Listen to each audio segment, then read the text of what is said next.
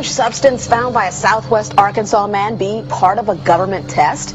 Well, that's the question at the heart of a phenomenon called chemtrails, now getting widespread attention. Well, they say the government is dumping chemicals on us to control or manipulate the weather. And they say the unusual-looking jet trails in the sky are actually chemical-laden chemtrails. People say the government is up there in airplanes spraying all kinds of chemicals to change or manipulate the weather, leaving what you see there, and they call that a chemtrail. So what I look up there and I think are contrails, you're telling me are chemtrails? Yes, that a contrail would be dissipated by now. And it's interesting, Dale and Christina, this is of interest not just in this country, but European countries and frankly all over the world. A lot of folks interested in it. Well, Dave, you mentioned that climatologists and others who study the atmosphere believe that they'd be able to surely spot any kind of signs of an ominous plot.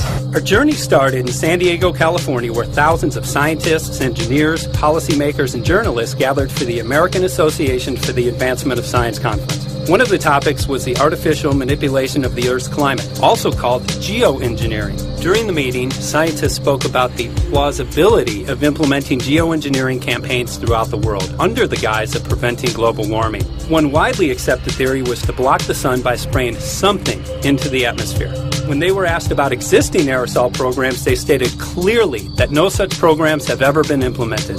But strangely, these proposals sounded exactly like what people around the world are claiming is already happening. When I found out that the American Association for the Advancement of Science was going to be held down here and the main body of topics would be on geoengineering, I had to come. I had to be in on this. I had to hear what these top climate change scientists had to say. And that's the other question about chemtrails and whether geoengineering is being deployed right now without our knowledge. I don't have any personal insight into that, other than to say that I've worked in government at pretty high levels in the White House and at state government. I'm personally skeptical of that. But obviously, you never know what you don't know. Chemtrails. On the internet, they are cited as proof of the government creating clouds to combat global warming. They claim the American government, with the secret approval of the national government, is covertly using jet aircraft to spray population centres with aluminium, with barium, and with strontium so as to reduce people's immunity and reduce the global population. I'm always a little bit suspicious because the government doesn't seem that capable to do something on such a large scale. That is not rain, that is not snow. Believe it or not, military aircraft flying through the region is dropping chaff.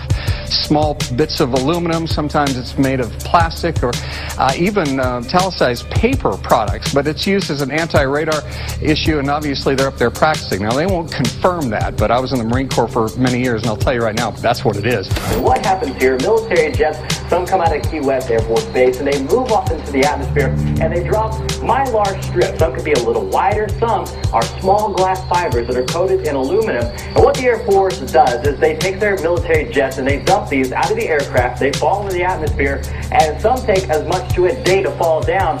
This is inevitably military or something going on. The government, the Air Force, you see this kind of a pattern like this, you can rest assured there's something going on. They're actually little bitty magnetic and little bitty strips of, whether it's aluminum. Well, it's a nuisance to you and I to determine what's real and what's not, but it looks like it is a life-saving operation there for the military. The apparent motive behind this conspiracy theory is one world government. Order, I cannot hear. Mr. Speaker, I want to assure the House that both my ministry and my colleague, the Minister of Health, who have received correspondence on this issue, that this conspiracy theory does not have an iota of truth, and that the trails observed from aircraft simply come from jet engines. Question number 9. Order. And I think what an appalling example it is of the new Foreign Affairs spokesperson for the Labour Party that she's spreading conspiracy theories about the United States government. The House has heard sufficient. It is called geoengineering, fighting global warming by putting a chemical dust in the atmosphere and reflecting harmful radiation back into space. We take geoengineering to mean deliberate, large-scale intervention in the Earth's system. There are a variety of schemes that have been discussed for geoengineering. A classic example is injecting reflecting particles into Earth orbit. Nevertheless, there might be some good reasons to think about alumina. It turns out, first of all, there's been a lot of work on the environmental consequences of alumina in the stratosphere. The big deal really is that alumina has 4 times the volumetric radiative forcing for small particles as does sulfur. And that means you have 4 times less surface area for the same radiative forcing. And this is a much bigger deal. You'd have roughly 16 times less the coagulation rate. And that's the thing that really drives removal. So you could get away, we think, with much smaller mass fluxes.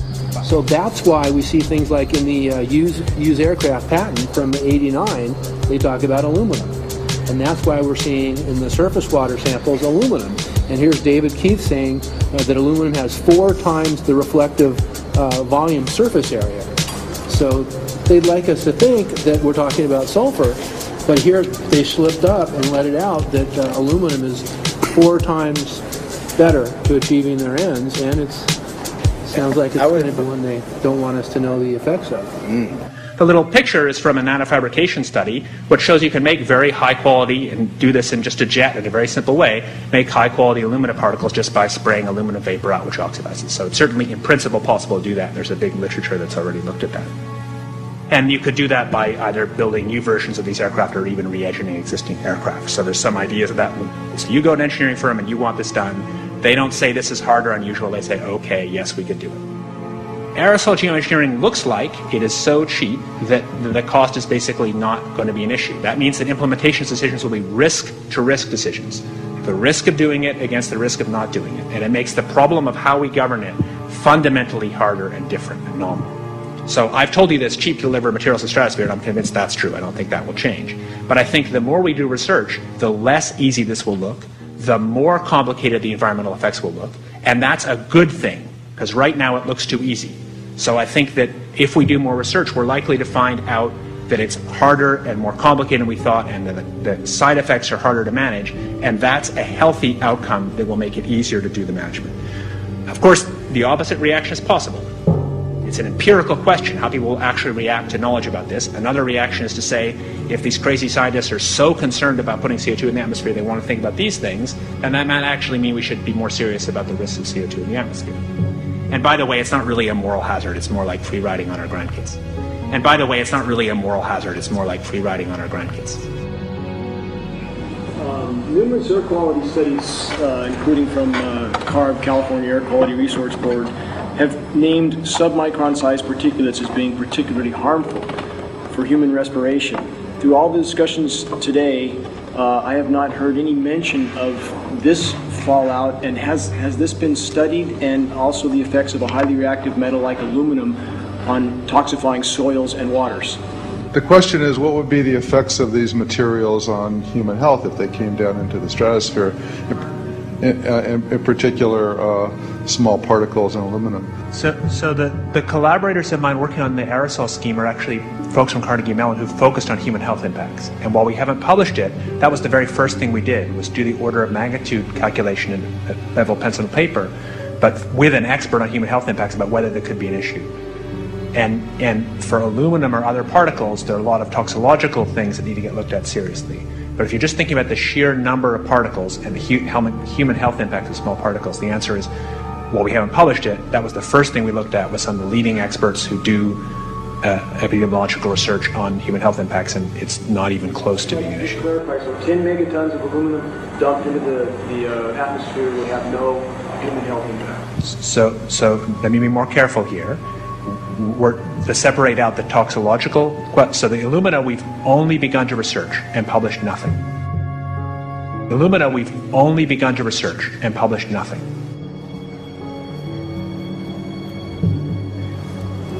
Dane looked at him and he said, so you're telling me that spraying 10 to 20 megatons of aluminum, as you said, would have no human health effects? He took a deep breath and he swallowed and he said, let me be more careful here. We haven't done anything serious on alumina, and so there could be something terrible that we'll find tomorrow. We haven't looked at it. And that, for me, that was the whole main point of what is going to be coming out to the public. It's the damaging effects of aluminum that are being found around the world in massive amounts. Here's David Keith confronted on this very issue, and he looked, at that point like they just let the cat out of the bag. Mm-hmm. we haven't done anything serious on Illumina, and so there could be something terrible that we'll find tomorrow we haven't looked at.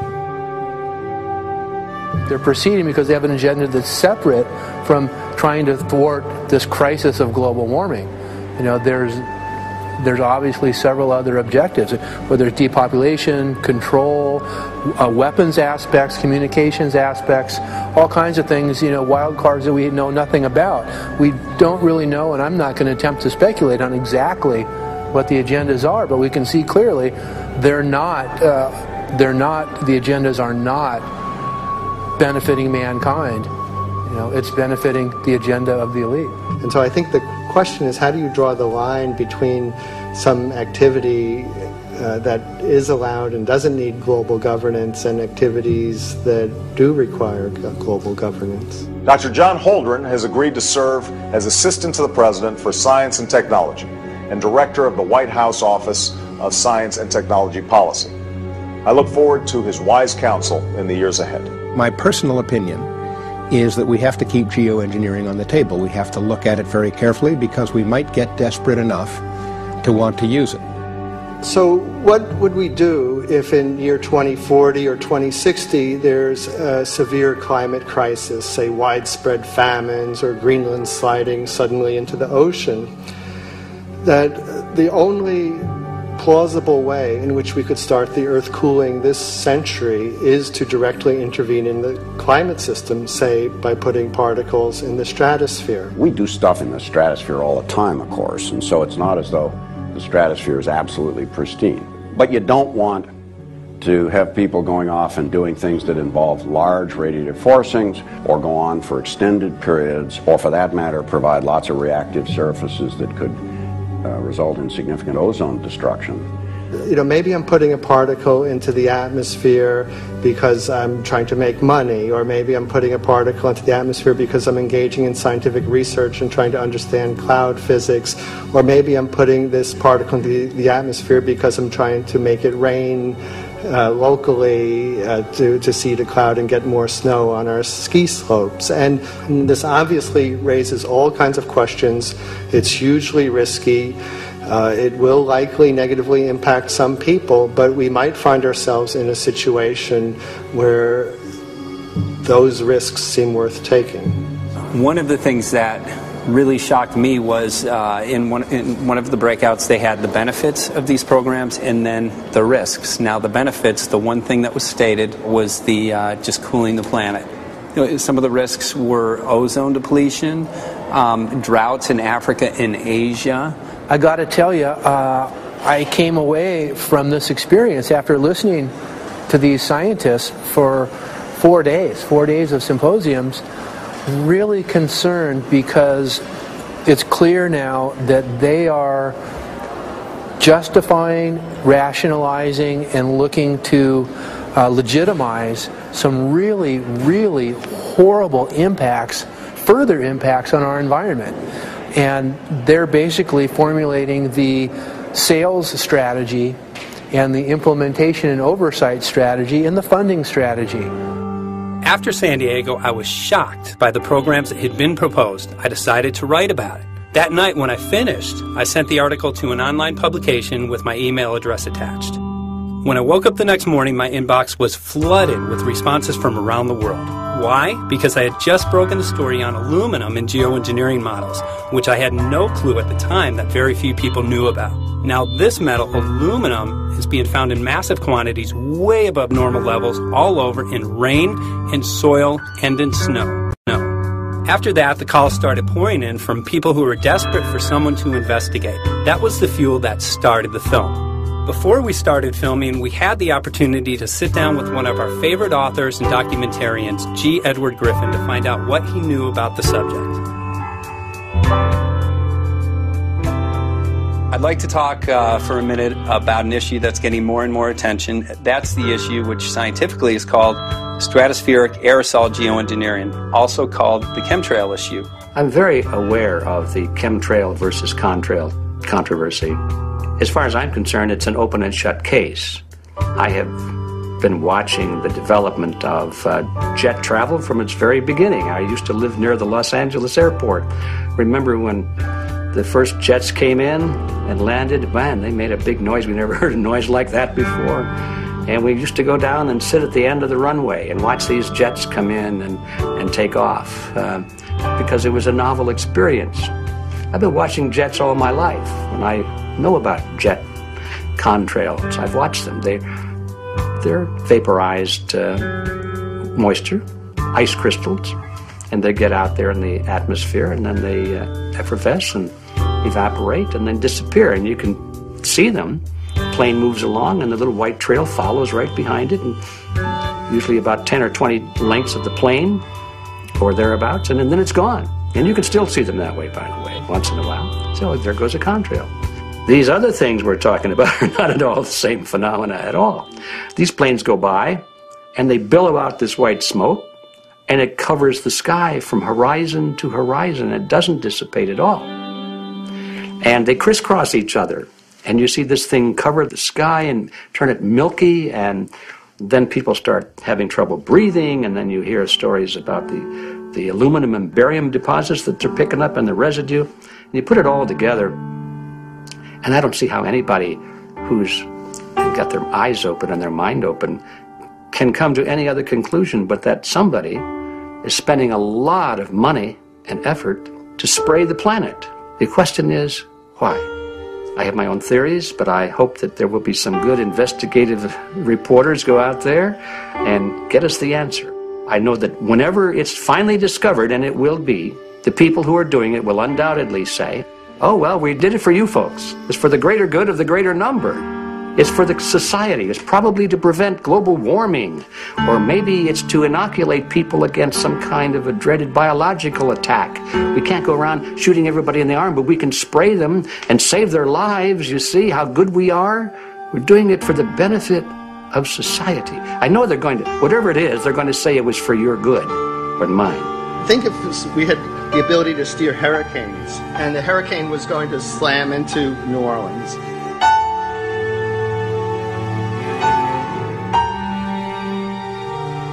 And let's say you could steer it so it would hit Mississippi instead, where for 100, that means I would be willing to more or less kill 18 Mississippians to save 1,800 New Orleanians.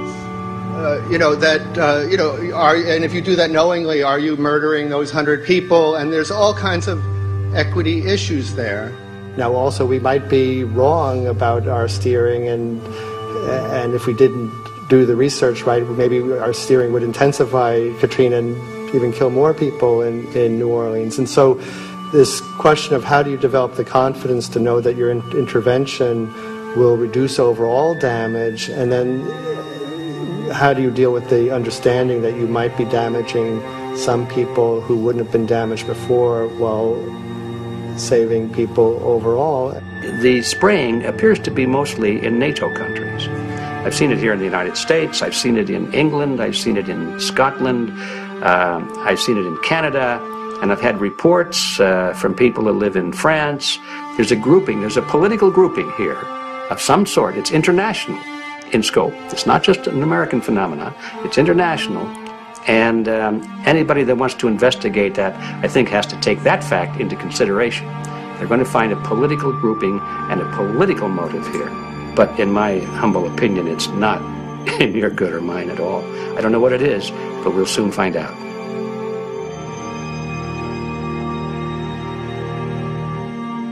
I'm sure that if you follow the old advice, which is follow the money, you'll come to the answer sooner or later. Soon we realized that we all shared the same need to get this information out there, to share with the public, to let people know what is being done.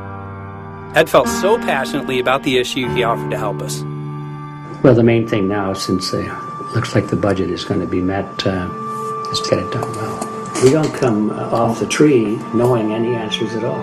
Yeah, we're not scientists. We're just asking questions, exactly. And we've got to be very skeptical about the answers. That's it's totally accurate, totally honest. Why can't people see this? They're not hearing it. They don't know. The facts are not being presented. We're very lucky, you know that? Look at this opportunity that's been dumped on us. I know.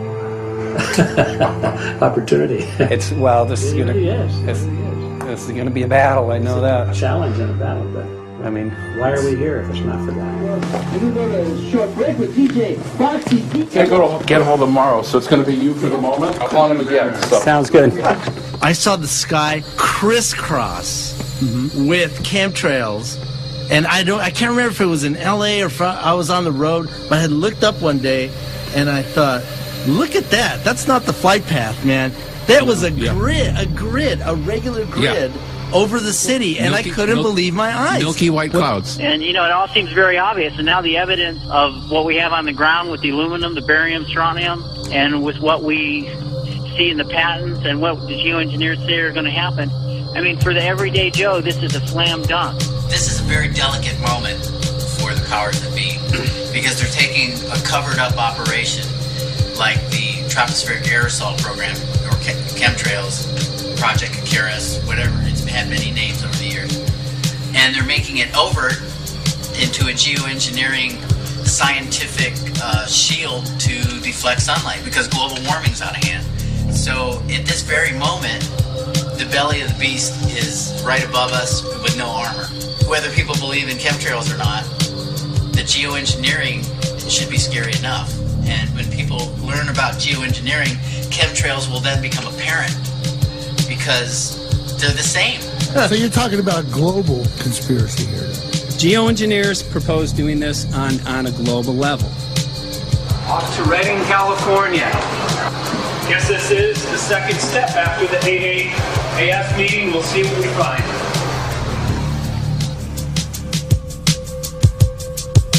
Right here in Northern California at Dana Wigington's house. He owns over 2,000 acres overlooking Lake Shasta. He told me about some of the challenges that they're having up here. Let's go and talk to Dane. We'll see, what's going on his property. We'll see what he's going through and also what action he's taking based on the test results that he has.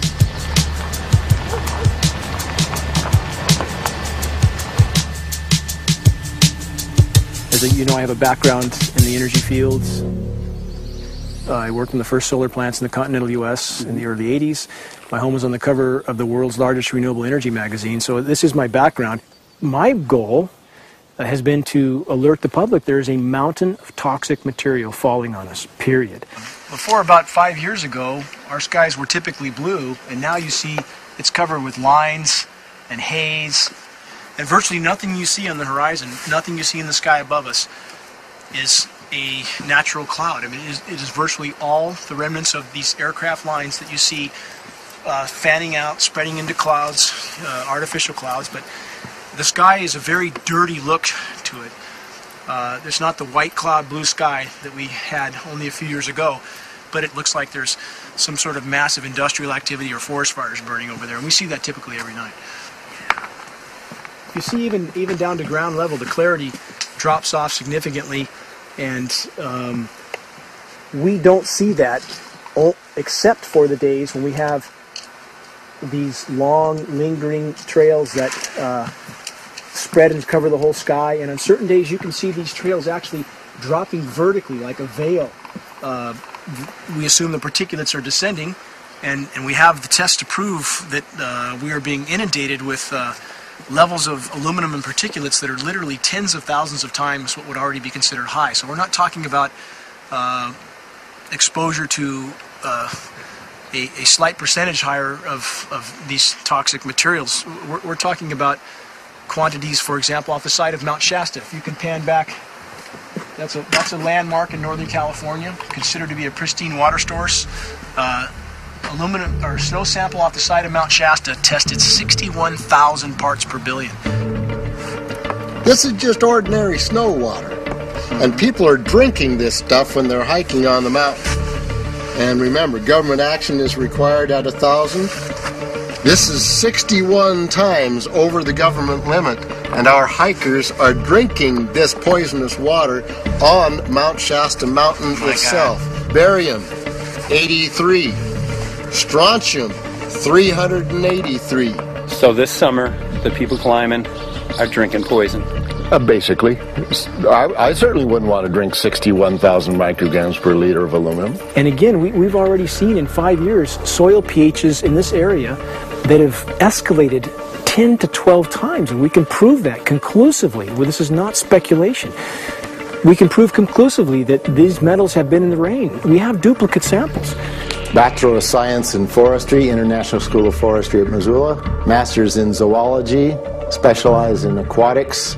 And 35 years with the U.S. Forest Service as a wildlife biologist. And before that, several years with the USDA Soil Conservation Service as a soil conservationist. Also have run the botany programs, range and grazing programs. And I continue that today. Right now I do a lot of master gardener consultation work.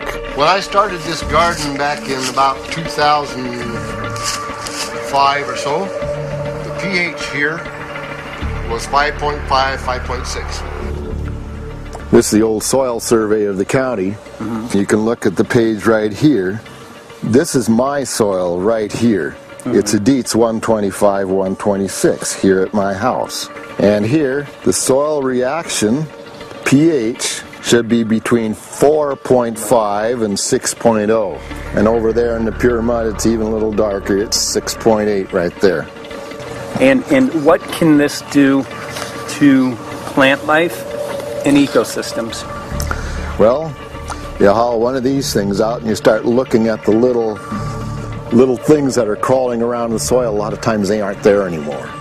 The little soil arthropods that you can barely see on a microscope, you can actually see movement with this. Little tiny macroscopic, look like little moving pieces of dust. Those start to go away. They're not gone entirely, but they start to go away. This is black oak acorns. You know, this is pieces of cedar wood. You know, come on, folks. This should be very acid, and I'm getting 10 times higher than expected. There's something really wrong here. Well, you can see all those reports, lots of them. Have over 20 reports here. Well, at least 20. I'd say it'd be closer to 30. All revealing dangerous amounts of aluminum and barium. You know, the science is there that something funny is happening. And the naysayers say, well, so what? Isn't neutral good? Well, no, neutral's not good. Neutral is not good. If your soil is supposed to be 5.6, it should stay 5.6 if you want the forest to be healthy. And if you want to grow a good garden, you have to keep your pH around 6.0, 6.5. I think that we just need to wake up and just look at what's happening, because we can't just ignore it, because it's going to get worse and worse if we just keep ignoring it and pushing it away like, oh, that's nothing. There was mason jars, and they were brand new, sterilized, and that's what we catch the rain in. Mm-hmm. And then there was a HEPA filter that we tested the air with. Okay, so you caught rain and then you basically filtered air. What did you find? Aluminum and barium. Here's another test that's revealing 375,000 parts per million aluminum, barium at 3,090, and strontium at 345. Yeah, that's from a lined pond. With EPDM fish-safe pond liner. There is no chemicals, manufactured materials at all in that pond liner that's available to the aquatic life. It's designed for that purpose. The well that feeds this pond has been tested and retested. ND, no detectable aluminum, 0. The only other place this pond can receive water is rainfall. We are located on a filtered, forested hilltop, miles and miles and miles away from any industry, highway, and so forth. After several heavy spray days, there was a film that we received formed on the surface of the water, and we tested that crust, and it was aluminum and barium. That after a year and a half's accumulation had 375,000 parts per billion of aluminum in it. It's literally toxic. We can say conclusively that what we see in the sky matches expressly what's outlined in numerous patents, and the materials on the ground match those patents. This material was not there 5 years ago. It is a recent phenomenon in the quantities it's in. It has escalated in some cases 50,000% in 5 years in the case of aluminum. From our original baseline reading of 7 parts per billion, which was already high, it has escalated up to 50,000% in 5 years. And we've seen profound changes in that time. Dr. Leonard Time, PhD in chemistry, I cross-checked with him, and he says the oxides of aluminum, barium, and strontium will drive your pH into the from an acid soil like this up into the neutral. There's no question about it. And that's exactly what you see happening. Wow. I have a doctorate in inorganic chemistry from Oregon State University, in which I was working with different metals and oxidation states, and then did a postdoctorate work at Brandeis, where I was working stabilizing off-oxidation states of different metals. The goal is to sort of figure out how everything fits in the dynamic equilibrium of life. I was working with Francis up in Mount Shasta, and he showed me some rainwater analyses that had to do with levels of aluminum, strontium, and barium in the atmosphere. So I feel the major toxin in these chemtrails is the aluminum. And from the levels we were looking in at Mount Shasta, this is totally, totally unacceptable. When you get to metals and biological systems, you're no longer talking about the bulk aluminum that people think about when they're drinking from soda pop cans and that. So once it gets to the aluminum oxide stage, it just forms a plaque within your arteries and shuts down life. When you take elements that normally aren't out in the environment and you start putting them in the environment, it raises some serious red flags. Aluminum is a very specific, nasty and biological systems. It takes that site and it never lets go, and it shuts down the site, and that's it. And so as you accumulate aluminum over time, it causes major neurological damage because it ends up as aluminum oxide that's essentially stuck in place and can't be flushed out by normal systems. At the core of everyone's condition, there's always some level of toxins. And aluminum is known to have cancer-causing effects. The half-life is decades.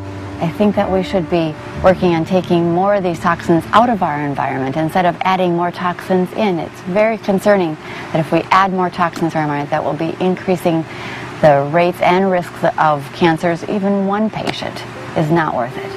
So sad that they would consider putting aluminum in our environment to affect something when they could be causing so much more damage. Wherever the material is coming from, it is there. The amount of metal falling on us cannot be disputed. Absolutely, this is not speculation. The amount of metal in the last 4 years, as I said, have increased to a degree of thousands of times, and California Air Quality Resources Board has studied the aerosols from China. These metals are not amongst them. Mike, the reason I've chosen to focus so primarily on this issue is I feel all other issues are secondary. What could be a greater priority than not being able to walk out your door and take in a breath of air without sucking up heavy metals?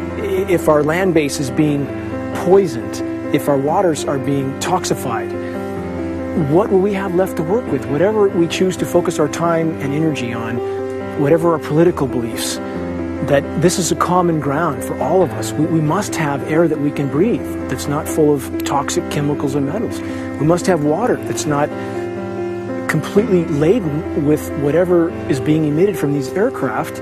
And if people stopped to consider that the atmosphere is as thin as a layer of paint on a basketball, it is an extremely thin layer that allows life to exist on this planet, to simply treat it as a physics lab and experiment with it until it is broken beyond repair is folly of unbelievable proportion. And if people understood that this sort of experimentation not only is going on, but has been going on for a very, very long time. Going back 50 years, there's been countless climate manipulation, weather modification programs that the vast majority of the public is completely unaware of.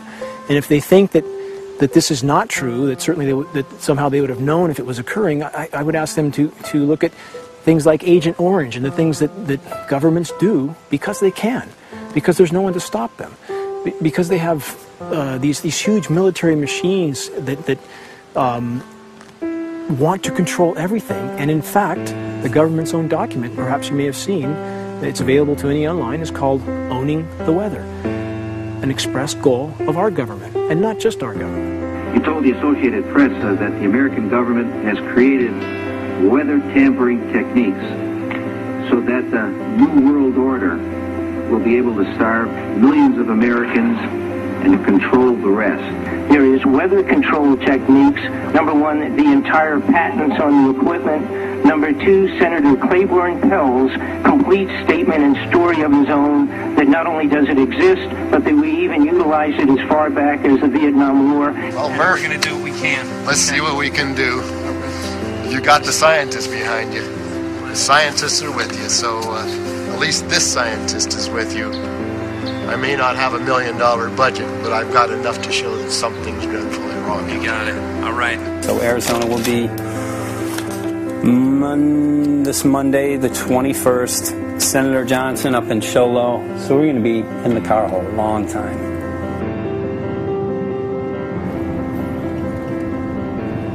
Well, it is such a pleasure. This is such a place back here, I'm telling you, Michael.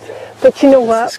We love it. It's so private and it's so quiet and peaceful. And please come in. My name is Karen Johnson. I served in the Arizona State Legislature for 12 years. I was in the House for 8 of those years and in the Senate for 4 of those years.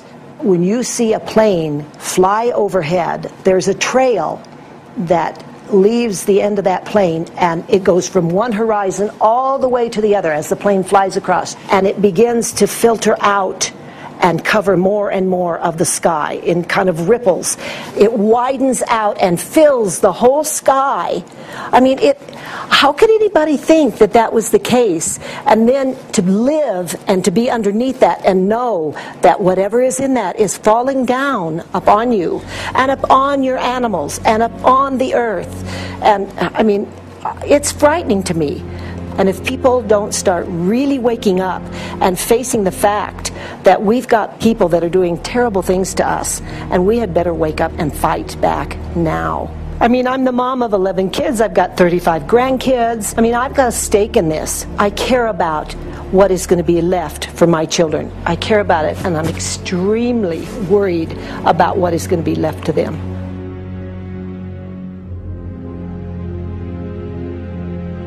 Aluminum is toxic, and we know that it's accumulative, and we know that we're getting more. So we're absorbing it in the air, we're drinking it in our water, so we are accumulating more. So the thought of more aluminum being dispersed in our environment in the way that you mentioned is very frightening to us and very disturbing to us.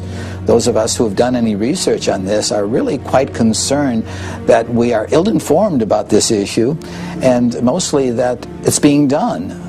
Aluminum is toxic. We know that it is. We can debate as to the amount of toxicity that is going to be disturbing the body, but as far as really accepting the fact that it's accumulative, it's synergistic, then we have to conclude that it's not a good idea to put it in our atmosphere, especially when we know we're getting increased amounts, and especially since we know that the scientific communities around the world are pointing a finger at the heavy metal toxicities, at the toxicities that we're absorbing in the day-to-day food that we eat and the air that we breathe. The concern is off the charts about why is this happening? Why is this being allowed to be sprayed continually all over the United States, all over the world? Who is paying for this? I mean, the incidence of Alzheimer's has just skyrocketed, which evidently has to do with an accumulation of aluminum in the brain cells. I mean, I think almost every family has been touched by a member as they get older having Alzheimer's. And it's a horrible disease.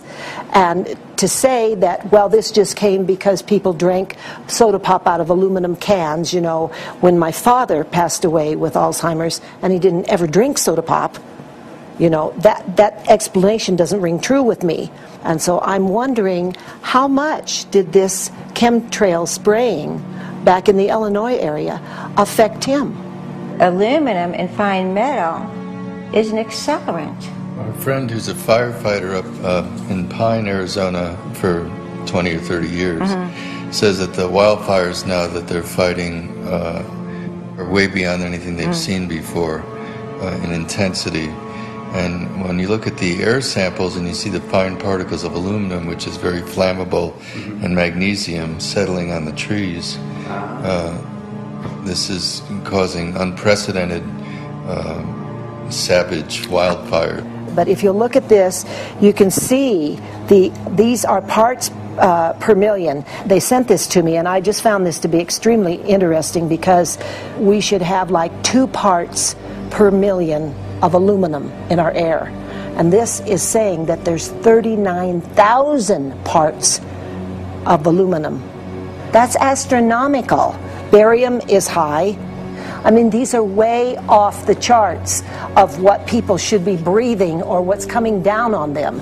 And, you know, if people wonder why their health is deteriorating, why they're having to go to emergency rooms, why they can't breathe, you know, why they're getting Alzheimer's, this has been planned. We have elites, I don't know what you want to call them, one worlders, Illuminati, I don't know, whatever you want to call them. But with these people that don't care about the average person. They only care about themselves, their greed, their power, and if they eliminate, you know, 2/3, 3/4 of us from the planet, so much for the better for them, because then they don't have so many people to have to herd around and worry about. So this is a lot what this is about, and this is very, very alarming and scary. I mean, where is this stuff coming from, and why? Why is this kind of stuff being put out there? You know, I've heard different explanations about, oh, we need to cool the planet, all this and that. But if people are up there trying to cool the planet, why do they need all this kind of stuff in it? The explanations just never have really rang very true. And as I'm setting up the equipment, she looked at me, she said, all these trees here are dying. And I said, what? She says, all these trees in here are dying. So I thought, well, I'm going to test for aluminum, because that's one of the key things in the programs that we're talking about, and titanium. And I took some of this bark sample and tested it, and it came back positive with aluminum and titanium. Then I started traveling around California, noticing the same thing. In Lake Tahoe, there was a lot of the same type of bark, all through Sacramento area and Davis. Just about everywhere I went, I was noticing this silver white bark. What I think is happening is these chemicals are getting down and destroying the roots. And then as they come up, they're going out into the bark. Those 2 right there are the ones that are just, it just hurts so bad to see these 2, because look how old and big they are. We probably lost 40 trees right here on our 10 acres. Every week, every other weekend, we'd see another tree that was beginning to die. And I mean, it's just so sad, we just cry. And to think that that might have something to do with it, along with their other explanations, would really, really frost me. Every time you lose a tree, you know, it's not good, it's just sad. And there's another one over here in this little group of trees here. Don't you feel better when you stand up and fight than if you crawl down in a little hole and go to sleep? You know, I mean, my gosh, people, your families are out there, children are out there, your grandchildren. I mean, you've got to do something to help.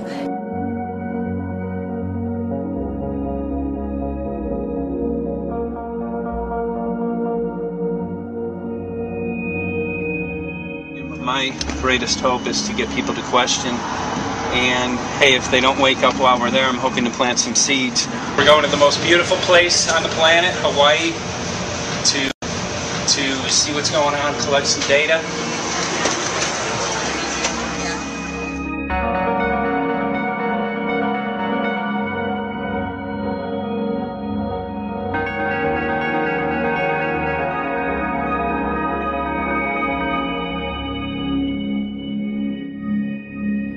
Thank you for having fun with us. Hope you enjoyed the trip. Have a great vacation and welcome home if you're lucky enough to live here. Thank you.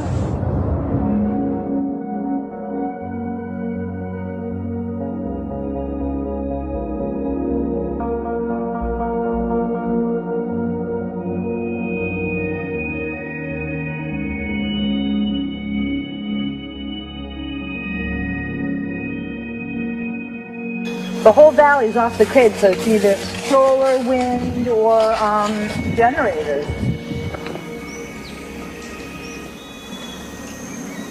Look at this, man. Yeah, the mind can't even conceive of a dream of this. Right. Yeah, right. Even coming here, and one would never think, you know, in paradise that it's getting destroyed. And they're doing it island style. They do it off the island, right? They do it off the island, so they don't, you know, you don't see the chemtrail airplane. The theory is that they're spraying the ocean, offshore, and it's coming in on the... And it's coming in.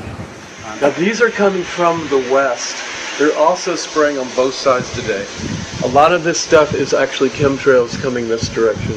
There's material that's blocking. We should be able to see to the horizon, you know, where the Earth curves, because we're high enough and we have the ocean, right? So we should be able to see. We should be able to see the Big Island. It's only 30 miles away.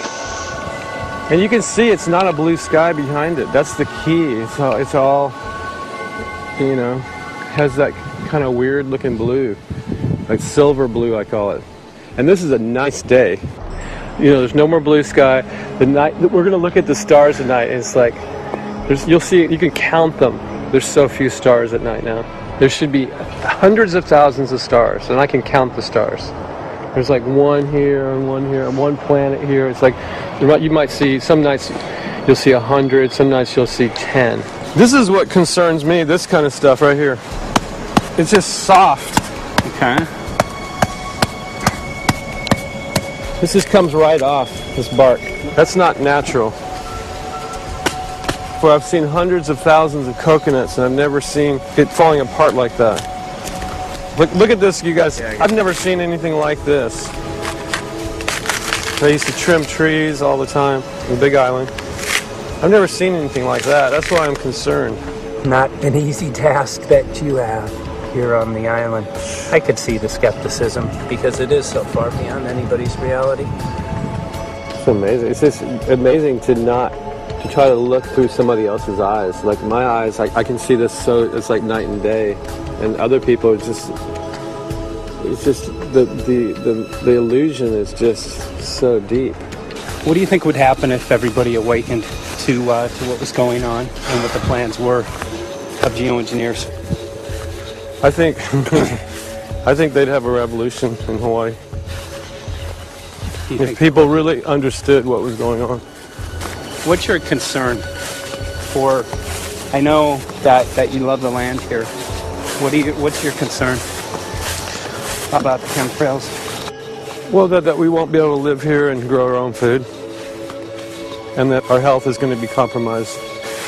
You think it already has been? Yes. And the thing is that they're doing it every day here, every day. So it's hammering, micro doses every day. And then, of course, it's getting in the environment, and of course, it's weakening the plants. And it takes a couple years for this to actually weaken the plant. So we are asking for GMO taro. We're asking for GMO papaya because we can't grow our natural seeds. We can't be sustainable. We can't truly, you know, be here as God created us to be. So my friend convinced me to do a hair analysis on my daughter. So we went ahead and cut close to her scalp and got some really recently grown hair and sent it in. I was just sure that my daughter's hair was going to be so clean with the lifestyle that we live. And lo and behold, it came back and her levels were really high in aluminum. This is the chart here.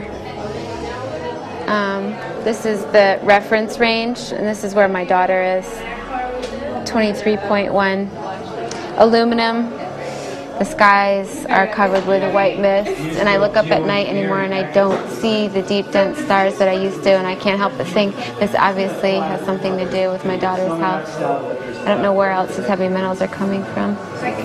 Yeah, I mean, look how old she is. Yeah. She's been isolated here. Here, and she's... here. Anybody looking at the situation would be like, this is paradise. This child should be like superhuman. Organic foam. And here you are getting all this heavy metal stuff. And she has the highest level of aluminum on the chart. Never had a vaccine either. Folks, these people are playing God. They are playing God. They're manipulating the weather, and they're spraying stuff into the sky. They are trying to geoengineer everything, including your plants and trees and your ocean. Well, tonight, we're just hoping that instead of not looking at it, you start looking into it, because I really believe from the bottom of my heart that we are in a real crisis. I really do. They are proposing dumping 10 to 20 million tons of aluminum into the upper atmosphere. What does aluminum do? It changes the pH of soils, which is toxic to plant life. Also, it's very toxic to human health. Are they doing it? Well, let me tell you about my experience and what we found. We have much evidence that not only suggests, but I believe prove that they are happening. This is Mike. Jeff, what's going on? And as I promised, we're joined right now by a very special guest, Michael J. Murphy, currently on location in Hawaii. He's working on a documentary film called What in the World Are They Spraying? Michael, welcome to the program. Great to speak with you today.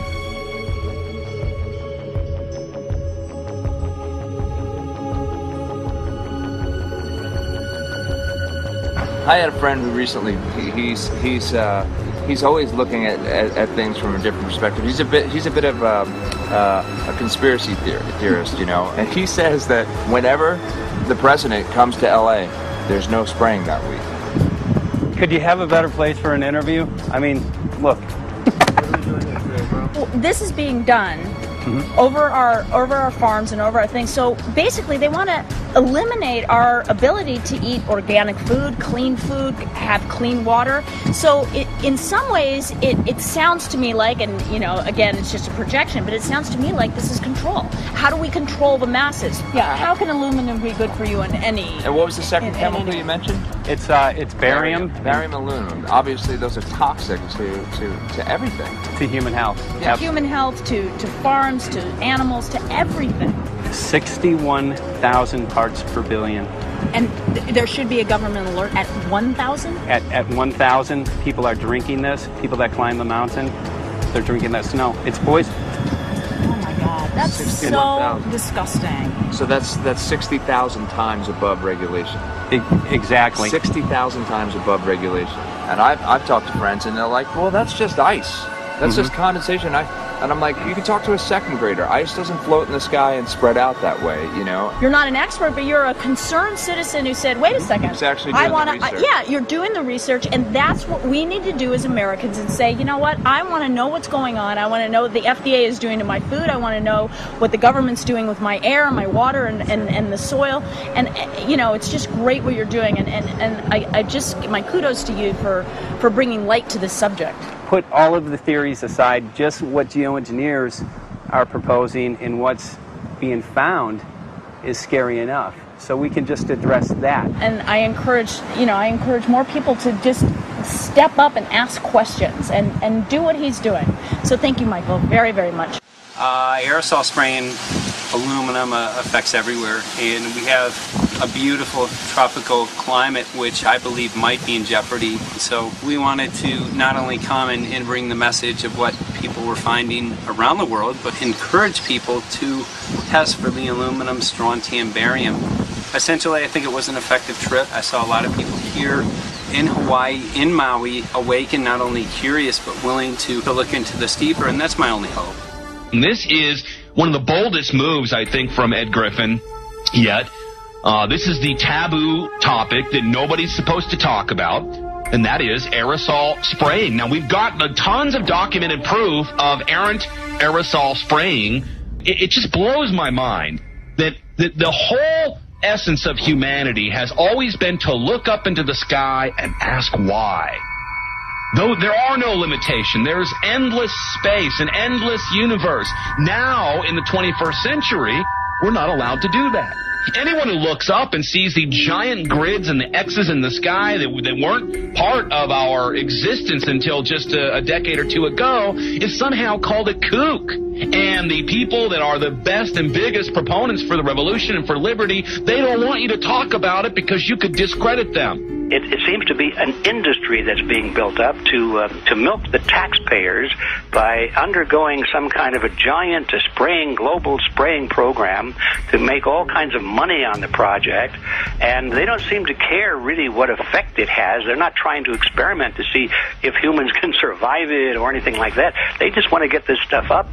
And then we discover, as we're going further down the line, that there are companies generating genetically modified organisms, or seeds, modified seed crops they're being engineered to resist the aluminum in the soil.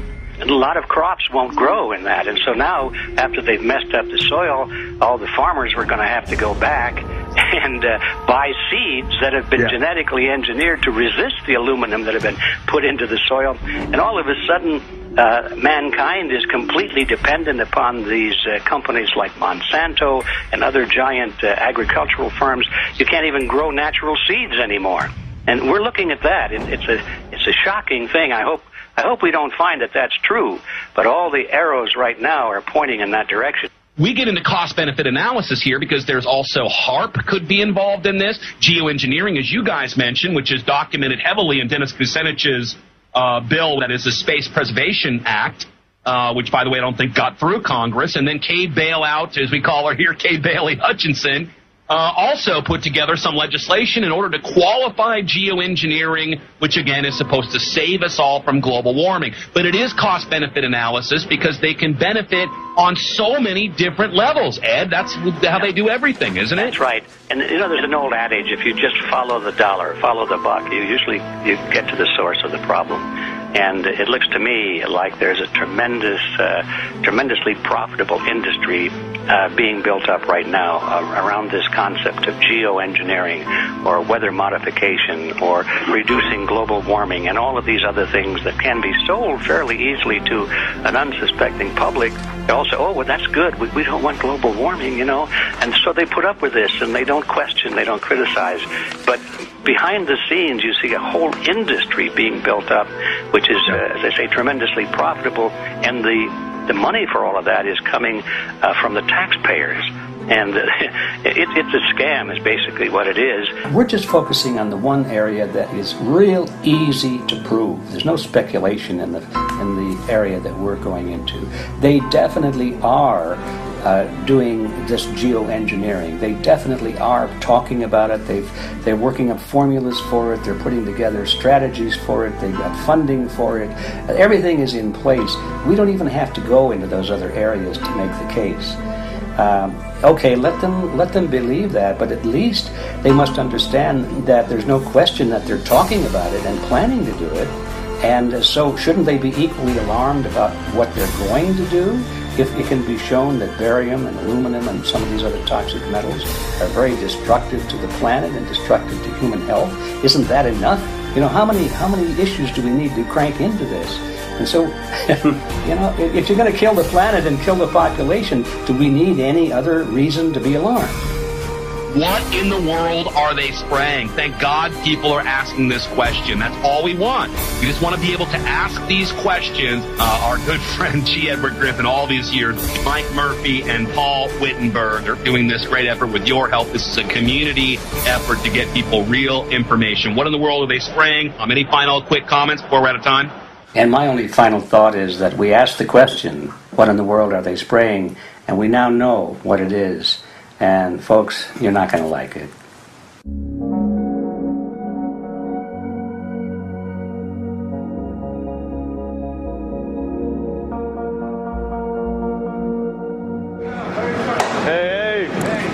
I'm Peter Vreken. I'm from Belgium. I'm 54 years old. I can't believe it myself. I'm a very happy and grateful person. We are doing the job the police, the Justice Department, or the Environmental Department should have been doing. And it's really essential that it's going to be a grassroots revolution. I think so. Because we are not fighting against, but for. Yes, we're fighting for.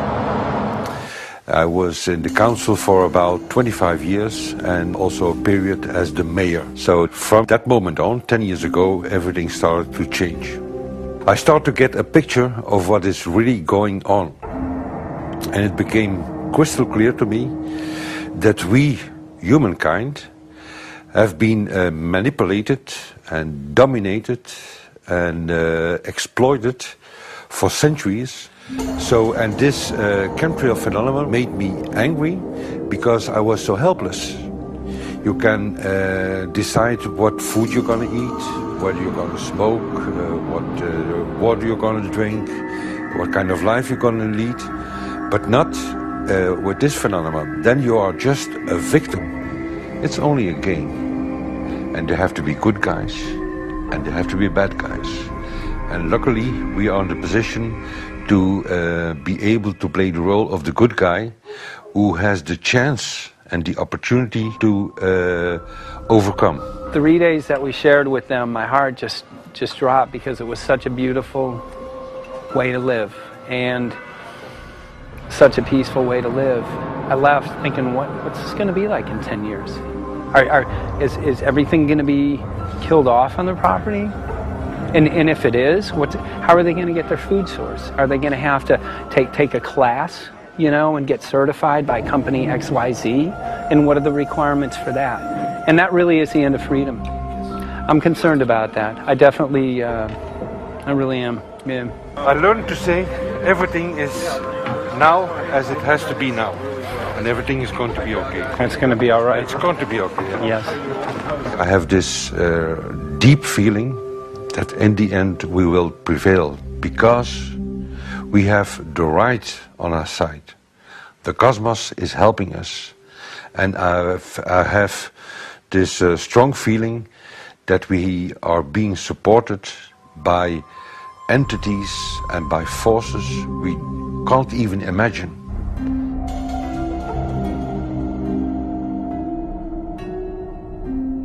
Here for the first time we have this scientific proof that we are being spread.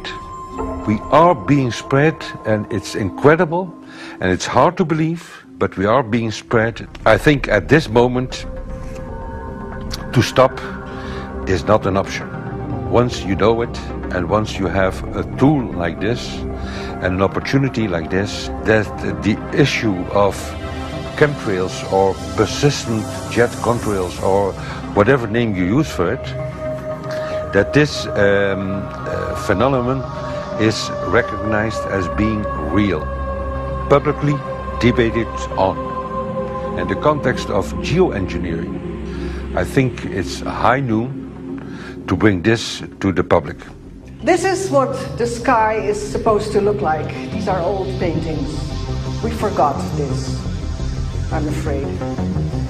In the years that I have been a medical research journalist, I have looked at many, many things, and I found the same three issues in whatever I'm looking at. And that is that we are being dumbed down, we are being made sicker, and we are being made infertile.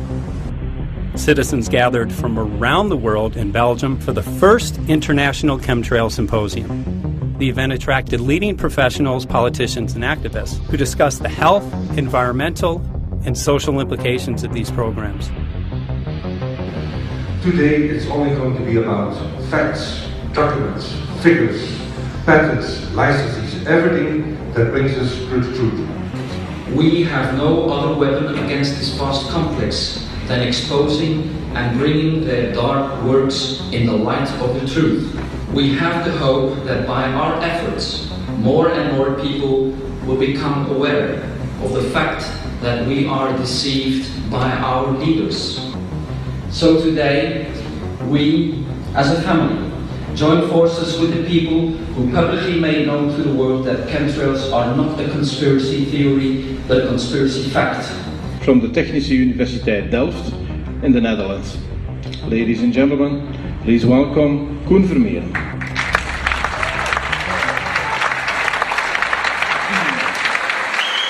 Well, I'm Koen Vermeeren. I'm a university professor of Delft University of Technology. Usually people are with their heads to the ground in their own two-dimensional space and they don't look up. But if you do, you see more and more spaces like this. And it worried me too. I have no explanations to our students about these phenomena. And then I studied it myself and I found out that I couldn't give them the answers they wanted, because I think that the phenomenon is not natural. It's not natural what is happening, and the explanations that are given to us are not enough for me.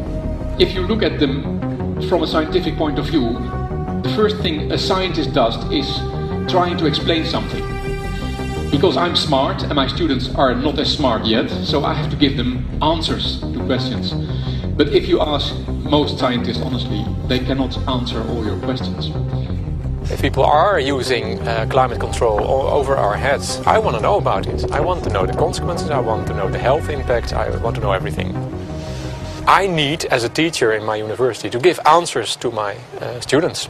And they have good questions. And I don't have the answers. And I want to know. Excellent. And we should discuss this. Ladies and gentlemen, for here you in the auditorium and for all over the world, Michael Murphy.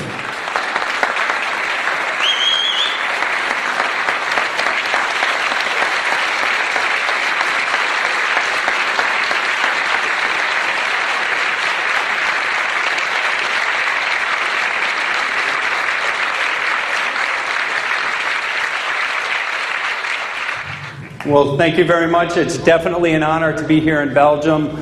The people who are in power control everything. They control the markets, they control us. Now they're even controlling the weather.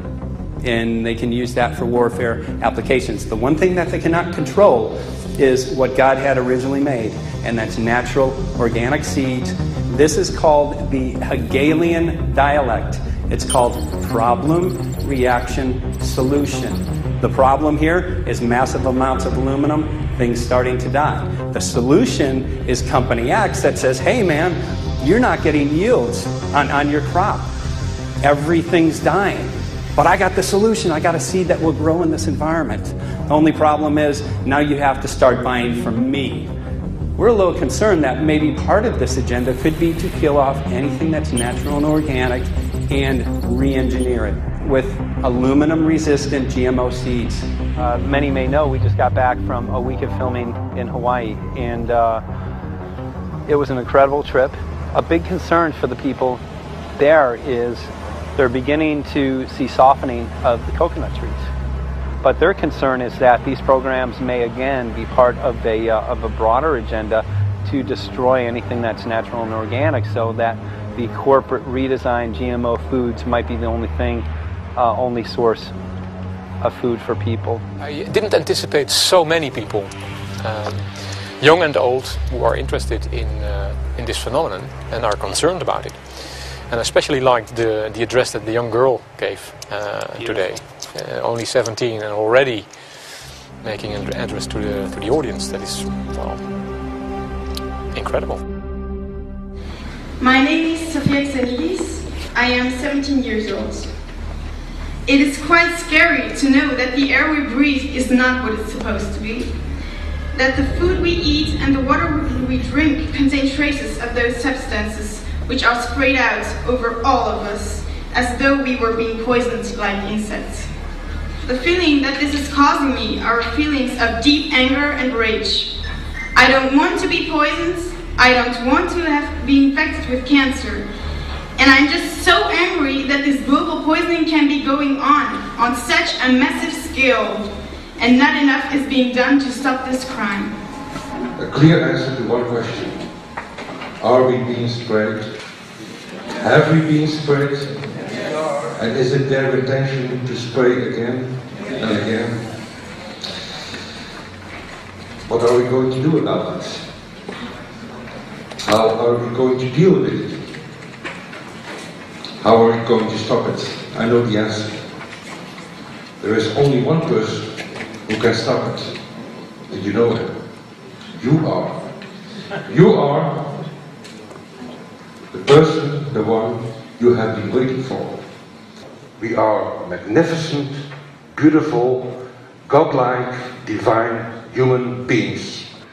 Ladies and gentlemen, sisters and brothers, in this auditorium and in the whole world, thank you so very much for being present with us. And for now, please enjoy this anthem.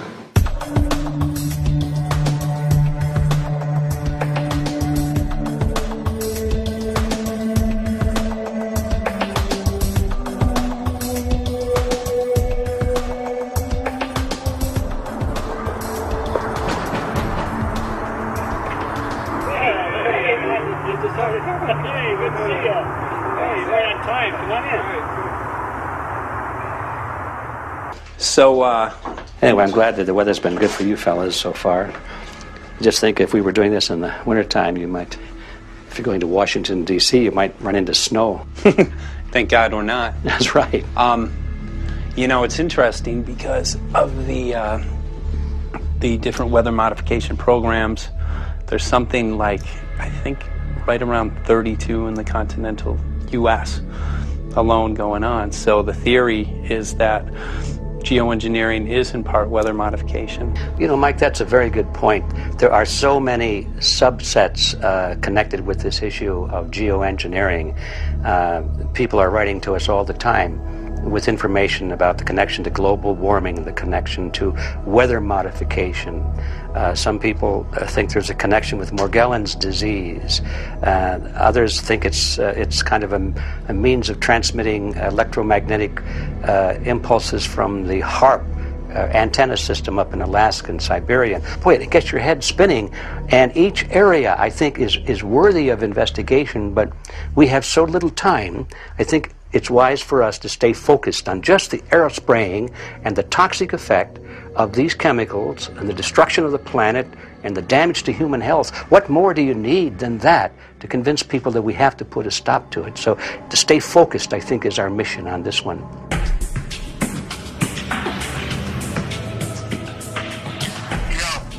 Jeremy, we had an idea. We know that you know the political system real well. Our idea was this: we have a ton of data and information that we've collected throughout our travels, and you know, we really think a good way to end the film would be addressing this to elected officials, some of the senators. So we were wondering this, if you might be able to come and kind of help us out and perhaps show us the way in how to get this done politically.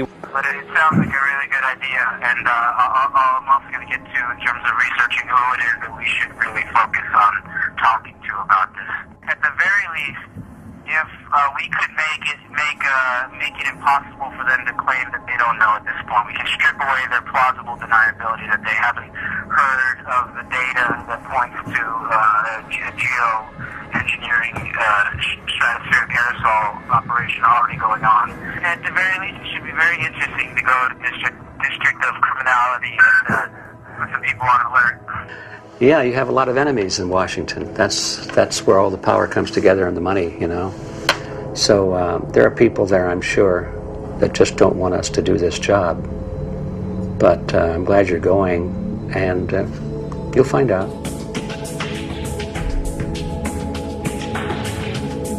We took the data to Washington, D.C. There we presented our elected officials with the following letter. According to the 5th article of the Bill of Rights amending the Constitution for the United States of America, no person shall be deprived of life, liberty, or property without due process of law. But the daily spraying is depriving all persons living within the United States of life, health, liberty, and integrity of our common and private property without due process of law. As a representative of the people of the United States of America, we insist that you do everything in your power to protect us and immediately put a stop to geoengineering spraying at once. There exists no justification, legal or otherwise, to poison the planet and its inhabitants. Now suppose that space aliens arrived on, maybe they're going to land at the UN headquarters down the road here, or maybe they'll pick a smarter spot. But suppose they arrive and they give you a box. Suppose they arrive and they give you a box, and the box has 2 knobs. One knob is the knob for controlling global temperature, maybe another knob is a knob for controlling CO2 concentrations. You might imagine that we would fight wars over that box, because we have no way to agree about where to set the knobs. No global governance, and different people will have different places they want it set. Solar engineering is like chemotherapy. No one wants it. But we all want the ability to do chemo and to understand its risks, should we find ourselves with dangerous cancer. How long does it last up there? The lifetimes are years. What, years? A couple years. And then it what, precipitates out, or? Yeah, that's correct. No toxic side effects that we know of? The thing we always wonder about is the unknown unknown. Yeah. So if you're thinking about, say, the acidification, it's clear that's not a problem. There's several studies that showed that. Right. But of course the concern here is with so little research, there may be some unknown that comes out of left field that bites us. My name's Mike Murphy. I'm a filmmaker in from Los Angeles. We're covering an issue called geoengineering. Okay, thanks guys. Senator, a quick question about the issue of geoengineering. I'm afraid I don't know what you're talking about. And wondering if you were supportive of geoengineers' proposals of spraying 10 to 20 million tons of aluminum into the atmosphere. I should really get a briefing paper on it before I give an opinion. Oh, not a problem. Are you aware of the issue? Not completely. At all? Okay. Do you have a letter from constituents, and people have concerns? Yeah, We're making a documentary about the I don't know. You guys have credentials to be here? Yes, we do. We pass through security as well. Endowed by our Creator. I think so. Please don't touch me. Please don't touch my property. You're lying. No, why? What did we lie? What did we lie about, sir? No, we're not. What are we lying about? Lying about what? It's a little unusual, huh? I haven't heard that. You're not aware of it? And it appears that these programs have already been deployed. You know, I have to look at that proposal, and so, why don't you let me review it? I can do that. Are you aware of? Actually, I'm going to go. Yeah. Let me go ahead and get that. I will take a look at this, and I will act accordingly. General, this program, this openly covert program of the aerosol spraying, stratospheric aerosol spraying, geoengineering, using tons of aluminum, spraying it up in the sky. I have no idea what you're talking about. Okay. Commonly called Chemtrail, sir. When you were the head of NEMA, did you see the aerosol trails? Mike Murphy, filmmaker in Los Angeles. Hi, sir. And we're covering an issue called geoengineering, and wanted to know if you're supportive of geoengineers' proposals.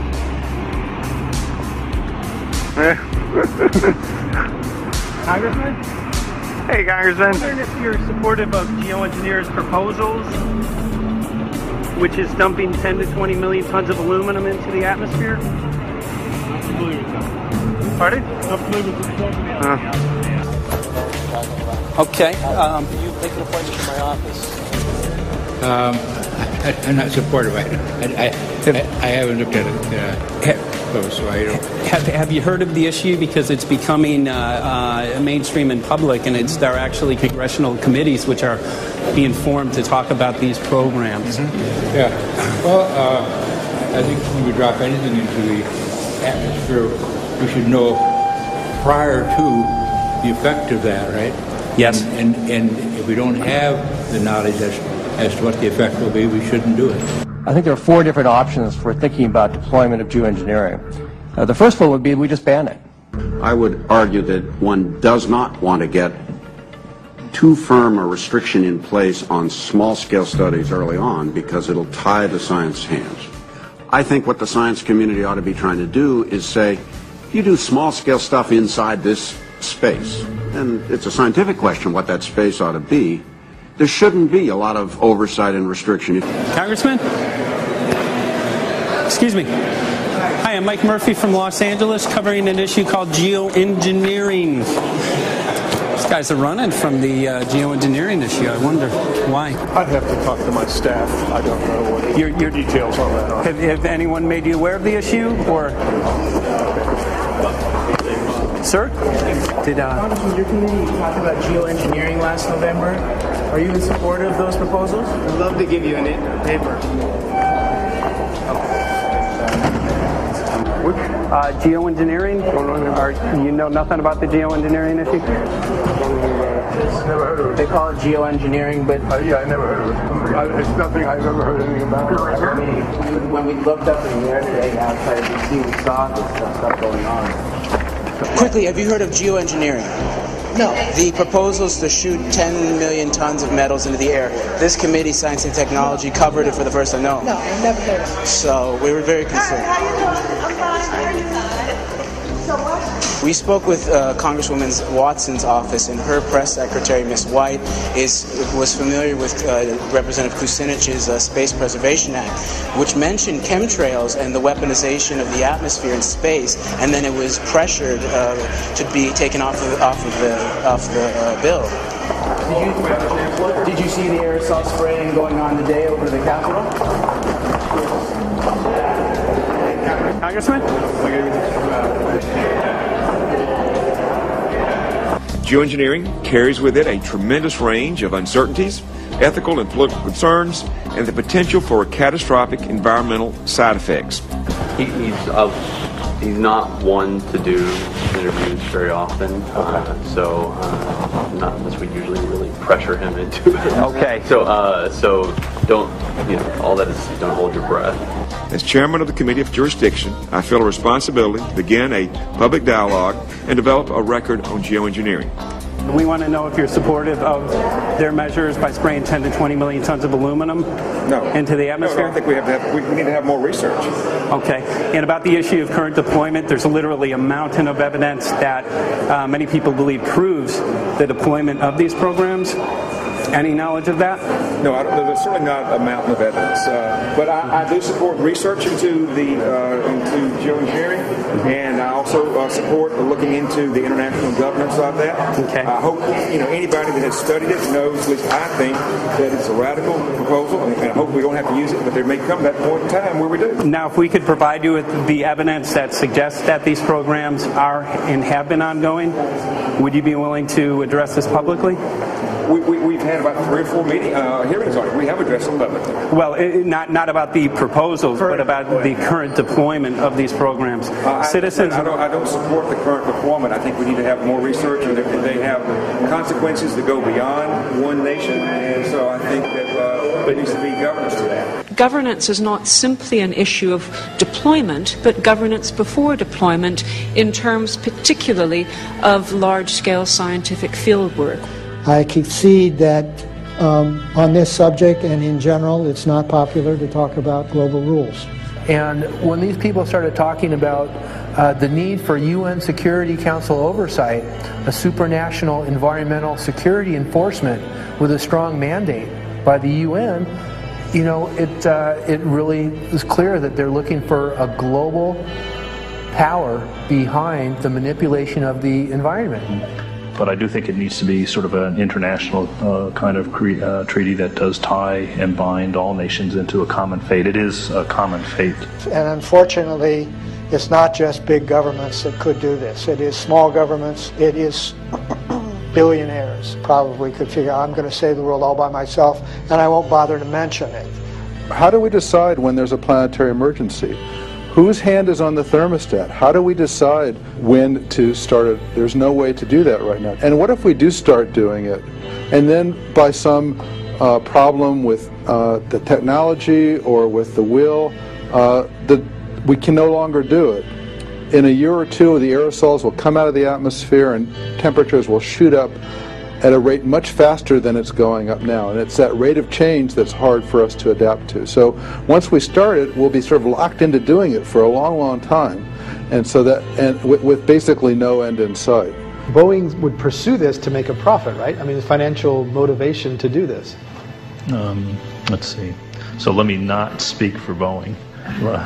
Is that allowed? Okay. Yeah, well, it is what it is. No, but someday, if the U.S. is going to decide to do this stuff, they're going to look to a company who can do it, and you want to be positioned. Boeing would rather get it than Lockheed Martin. So certainly we have an industrial base that helps the country take on technologies and large-scale challenges like national defense. And we do that both for a profit motive as well as, I think, as a national service. So I think it would be truly disastrous if You know, we discovered a few years from now that there was a black program that some government had stood up to sort of learn on the quiet how to do this. It's pretty clear you can cool the planet, but you will not and cannot bring it back to exactly the same climate state you started with. So you may or may not, and I expect we'll have a lot of back and forth about how useful it is to ameliorate the risks of climate change. I think there's a good evidence it probably is useful, but we don't know. But it certainly can't get you back to exactly the climate you started with. I think everybody agrees with that. Do you think you'll see deployment in our lifetime? Let me say I hope not. Al? I would agree. I hope not. I hope not. Okay. I see this as something like an evacuation plan. That you build big dikes. Maybe that's the emissions reduction to try to keep the flood from wiping you out. But that if that flood should come, that you'd like a plan for what to do in the event of that catastrophe. So I see these options more as a catastrophic response option and not as a way to reduce risk of everyday climate change. You would advocate mitigating consumption of beef as a means of accomplishing your objective? Yes. How would you suggest going about that? You can't. I mean, it's your job to decide what to tax and what not to tax. Obviously, if you wanted people to behave differently, you give them incentives and disincentives for behavior. But I'm sure that's the answer you wanted to hear, Mr. Smith. If only my time had not expired. Thank you, Mr. Chairman. Because there's literally aluminum and barium contamination found around the world, believed to be from these programs. Like, look, today over the Capitol looks like they're deploying some type of aerosol. Did you see it? No, I didn't, but good to see you. In a James Bond scenario, some rogue rich guy puts some airplanes in the air and sees the clouds. What is to prevent that? Okay, are you aware of the issue? You do it through the... Are you in support of those proposals? What if you're taking... I don't know anything about it. You're not. I have to get more information. I've got a chair here. Okay, we'll give you a letter on that. Yeah, this is a letter from constituents. Okay, great. Excellent. And many people believe that these programs have already been deployed because mass contamination has been found. Geoengineering programs, stratospheric. Got it. Yeah. Spraying from airplanes. Okay. So what is happening, people from around the world are finding contamination. Let me take care of this and I'll talk to you when I come back. I'll be back. He's here. Thank you very much. We see that even though we might make the average temperature of the planet about right, the rainfall patterns change some from today. And some places become warmer and some places become cooler. So there are going to be winners and losers in this geoengineering activity if we were to do it. But nevertheless, as David has said, there are reasons why we might consider doing it. Many people are deeply concerned about it because of the toxicity of aluminum, and it has been addressed to Congress in various committees. Would you take a look at a letter from some of your constituents addressing the concerns? Excuse me if I go. Okay. Can I give you a letter from constituents? Are you aware of their proposals of dumping? Gotcha. Thanks. Well, I'm not familiar with it, so I don't know what they're doing. Okay. Well, geoengineers are proposing just that, dumping aluminum and barium into the atmosphere. Why would they do that? Aluminum's a precious metal we can use. Well, the stated goal is to actually cool the planet. However, there's a...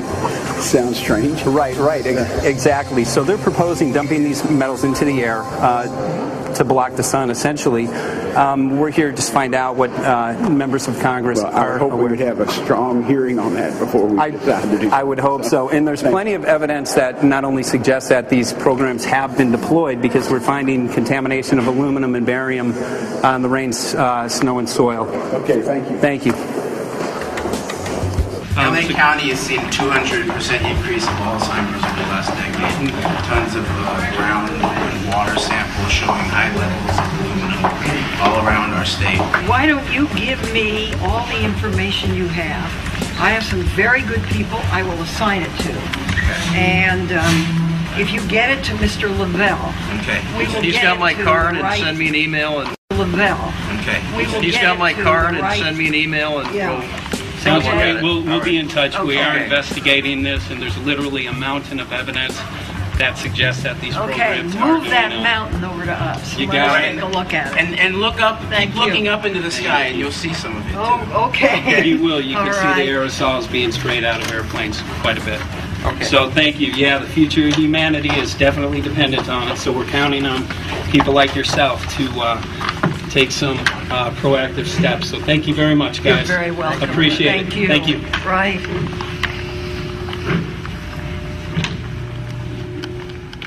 A lot of Congress was running down the hallways to avoid answering any questions, looking for doors in the hallways. So apparently the war is against all of us, and we're all in a hostage crisis. People who took an oath to uphold and defend the Constitution are not only know this is happening, are participating in this. And all of us have a duty to stand up and speak out about it. Why is the water being contaminated? Why is the soil being contaminated? Why are aluminum-related diseases going up? And it's affecting all of us, and thus we all have the duty to stand up and speak out and get educated and stop this. For our own sake, for our children's sake, it is a crucial moment in history right now. The human beings, we need to decide whether to live on our knees while being sprayed and poisoned every day, while being under a continual threat, or whether we are going to stand up and live as free human beings and seek truth, justice, peace, and freedom for all of God's children. So as you can see, we're ending our film here in Washington, D.C. We've made many public officials aware of this. Most of them either denied any knowledge of this, or they simply were unwilling to address the situation with us. So as you can see right behind the White House, we do have aerosols behind us. The spraying has continued. What is the solution? Is the solution here in Washington, D.C.? Clearly, this is one of the solutions, but the solution is not only here, the solution is within you. This issue affects all of us so deeply. So you need to look inside. Please get active, get involved, start spreading the word with growing awareness.